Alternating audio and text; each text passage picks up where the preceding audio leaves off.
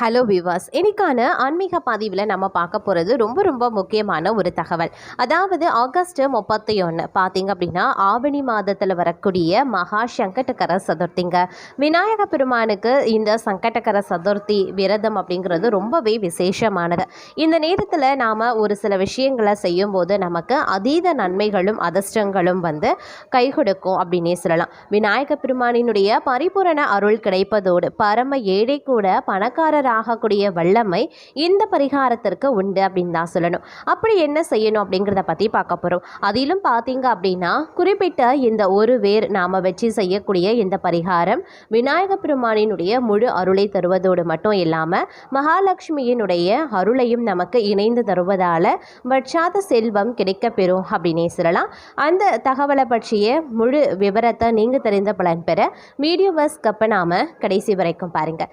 வீடியோக்குள்ளே போகிறதுக்கு முன்னாடி இதுவரைக்கும் நீங்கள் நம்ம சேனலை சப்ஸ்கிரைப் பண்ணலை அப்படின்னா உடனே சப்ஸ்கிரைப் பண்ணிக்கோங்க.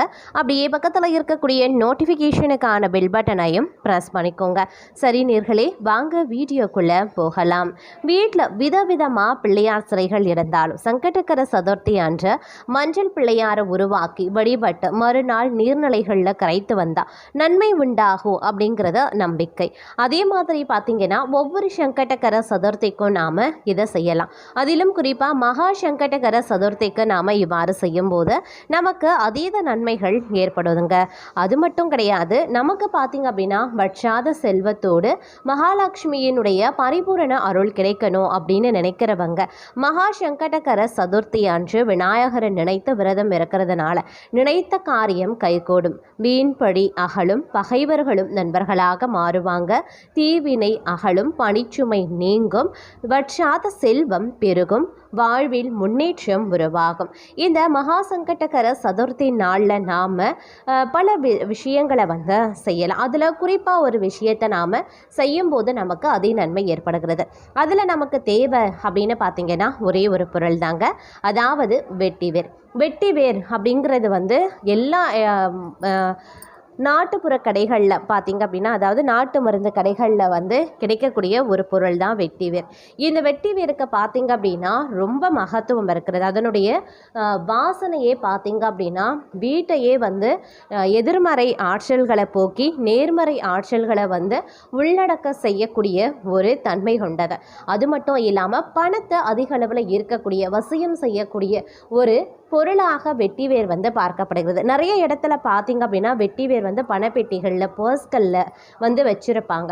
கடைகளில் கூட பார்த்திங்க அப்படின்னா கல்லாப்பெட்டிகளில் வெட்டிவேர் இருக்கிறத நம்மளால் பார்க்க முடியும். நிறைய பேருக்கு பார்த்திங்க அப்படின்னா இந்த வெட்டிவேர் எதற்கு பயன்படுத்துகிறோம், அது அதனால் நமக்கு என்னென்ன நன்மை அப்படிங்கிறத கூட தெரியாமல் இருக்கும். ஆனால் இந்த வெட்டிவேர் பணத்தை வசியம் பண்ணக்கூடிய, பணத்தை ஈர்க்கக்கூடிய ஒரு தன்மை கொண்டதாக இருக்க பெறுகிறது. அப்படிங்கிறதுனால வெட்டிவேரை நாம் மகா சங்கடகர சதுர்த்திக்கு பயன்படுத்தலாம்.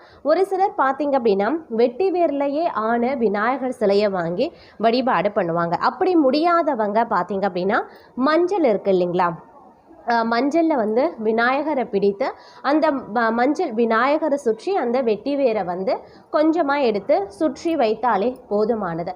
அதற்கு எதிரில் பார்த்தீங்க அப்படின்னா ஒரு நெய் தீபம் ஏற்றி நீங்கள் தாராளமாக வழிபாடு பண்ணலாம். அதே மாதிரி நீங்கள் வெட்டிவேர் வச்சு வழிபாடு பண்ணும்போது எருக்கம்பூ மாலை, அருகம்புல் போன்றவற்றையும் நாம் வைத்து வழிபடலாம். நீங்கள் நெய்வேத்தியமாக பெருசாக பண்ணணும், தடபுடலாக படையல் வைக்கணும் அப்படிங்கிறதெல்லாம் கிடையாது. உங்களால் என்ன முடியுமோ அதை தாராளமாக நீங்கள் படையலாக வைக்கலாம். அப்படி நீங்கள் படையலாக வைக்கக்கூடிய பட்சத்தில் உங்களுக்கு அதீத நன்மைகள் ஏற்படும் அப்படின்னு சொல்வதுண்டு. இந்த மாதிரி நாம் மகா சங்கடகர சதுர்த்தி அன்று இந்த பரிகாரத்தை மேற்கொள்ளலாம். இந்த பரிகாரம் நாம் எப்போ செய்யலாம், இந்த வழிபாட்டை நாம் எப்போ செய்யலாம் அப்படின்னு பார்த்தீங்கன்னா மகா சங்கடகர சதுர்த்தி அப்படிங்கிறத பார்க்கும்போது என்னைக்கு வருது அப்படின்னு பார்த்தோம்னா நமக்கு புதன்கிழமை திங்கட்கிழமையோடு இணைந்து வருது. திங்கட்கிழமை வருது அப்படின்னும் போது நமக்கு பார்த்திங்க அப்படின்னா நல்ல நேரம் அப்படிங்கிறத நாம் நிச்சயம் பார்க்கணும். எந்த ஒரு விஷயத்தை நாம் செஞ்சாலும் சரிங்க, அதுக்கு நல்ல நேரம் அப்படிங்கிறது ரொம்ப ரொம்ப முக்கியமான ஒன்று. நாளுங்கிழமை செய்கிறது நல்லது கெட்டது செய்யாது அப்படின்னு சொல்லுவாங்க. அதே மாதிரி பார்த்திங்கன்னா அந்த நல்ல நேரம் செய்யக்கூடிய விஷயங்கள் எல்லாமே வெற்றிகரமாகவே முடிவதுண்டு. அதனால் இந்த பரிகாரத்தை பார்த்தீங்க அப்படின்னா முடிந்தால் பிரம்ம முகூர்த்தம் அப்படின்னு சொல்லக்கூடிய 4:06 மணிக்கு வந்து நீங்கள் இதை பண்ணலாம். ஒருவேளை உங்களால் பிரம்ம முகூர்த்த நேரத்தில் எழுந்து இந்த பரிகாரத்தை இந்த வழிபாட்டை பண்ண முடியாது அப்படிங்கிறவங்க காலையில் 6:15 மணி முதல் 7:15 மணிக்குள்ளாக இந்த 1 மணி நேரத்தில் செய்யலாம்.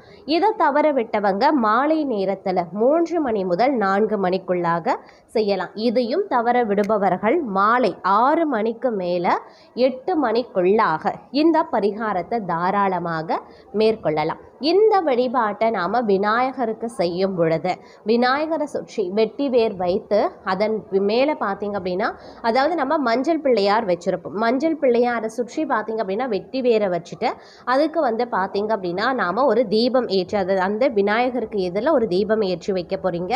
தீபம் எப்படி ஏற்றணும் அப்படிங்கிறது எளிமையானது தான். நம்ம பெருசாக அதுக்காக மெனக்கிட வேண்டாம். தீபம் பார்த்தீங்க அப்படின்னா நல்லெண்ணெயிலையோ இல்லை பசு நெய்லையோ தாராளமாக தீபம் ஏற்றலாம். பஞ்சுத்திரை போட்டு நீங்கள் தீபத்தை ஏற்றலாம்.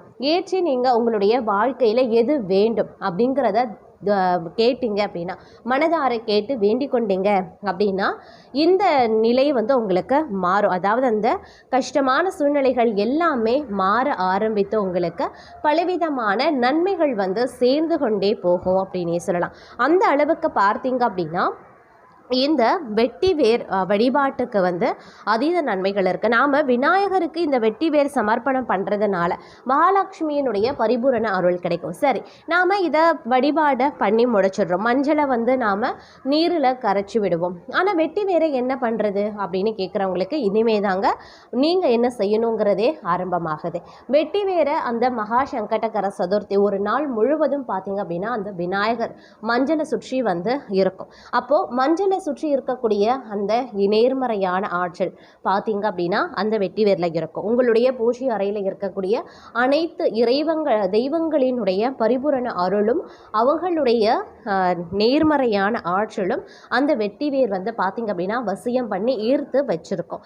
அந்த வெட்டி வேரை எடுத்துகிட்டு போய் நீங்கள் பணம் சேரக்கூடிய இடங்களில் வைத்து கொள்ளலாம். நீங்கள் கல்லாப்பெட்டியில் வைக்கலாம், உங்களுடைய பர்ஸில் வைக்கலாம், ஹேண்ட்பேக்கில் வைக்கலாம். அப்படி இல்லையா உங்களுக்குன்னு இருக்கக்கூடிய பீரோவில் வைக்கலாம். இல்லாட்டினா கல்லாப்பெட்டி இந்த மாதிரி எந்த இடத்துல நீங்கள் பணம் சேரணும் அப்படின்னு நினைக்கிறீங்களோ சேர்த்து வச்சிட்ருக்கீங்களோ அந்த பொருளில் வந்து அந்த பெட்டிக்குள்ளே அந்த பாக்ஸ்குள்ளே வந்து நீங்கள் இந்த வெட்டி வேற வச்சுட்டீங்க அப்படின்னா அந்த பாக்ஸ்குள்ளே நீங்கள் பணத்தை போட போட போட ரெட்டிப்பாகிட்டே இருக்கும். அது வந்து நீண்டு கொண்டே போகும். அதில் இருந்து உங்களுக்கு செலவினங்கள் அப்படிங்கிறது இருக்கவே இருக்காது. நீங்கள் பணத்தை போடுற மாதிரி தான் இருக்குமே தவிர, அதாவது பணத்தை சேமிக்கிற மாதிரி தான் இருக்குமே தவிர்த்து அந்த சேமித்த பணத்தை எடுத்துகிட்டு போய் நீங்கள் செலவு பண்ணக்கூடிய சூழ்நிலை நிச்சயம் உருவாகாது. இந்த மாதிரி நீங்கள் மகா சங்கடகர சதுர்த்தி அன்று இந்த எளிமையான வழிபாட்டை மேற்கொண்டீங்க அப்படின்னா கண்டிப்பாக உங்களுக்கு அதீத நன்மைகள் ஏற்படும். இந்த வெட்டி வேர் வந்து எங்கே கிடைக்கும்? நிறைய பார்த்தீங்க அப்படின்னா நாட்டு மருந்து கடைகளில் வந்து கண்டிப்பாக இது இல்லாமல் இருக்கவே இருக்காது. கண்டிப்பாக இந்த வெட்டி வேர் கிடைக்கும். நீங்கள் வந்து ரொம்ப அதிகமாக வாங்கணும்னு கிடையாது. ஒரு 50 கிராம் வாங்கலாம், இல்லை 25 கிராம் வாங்கலாம், இல்லை சும்மா ஒரு 10 ரூபாய்க்கு கொடுங்க, ஒரு 20 ரூபாய்க்கு கொடுங்க அப்படின்னு சொல்லி கூட சும்மா கொஞ்சமாக கூட வாங்கி வச்சுக்கலாம். ஏன்னா நீங்கள் அதை வந்து பூஜை அறையில் வைத்து உங்களுடைய பர்ஸில் வைக்க போகிறீங்க, இல்லை பணம் சேரக்கூடிய பாக்ஸ்குள்ளேயோ பெட்டிக்குள்ளேயோ நீங்கள் வந்து அதை வைக்க போகிறீங்க.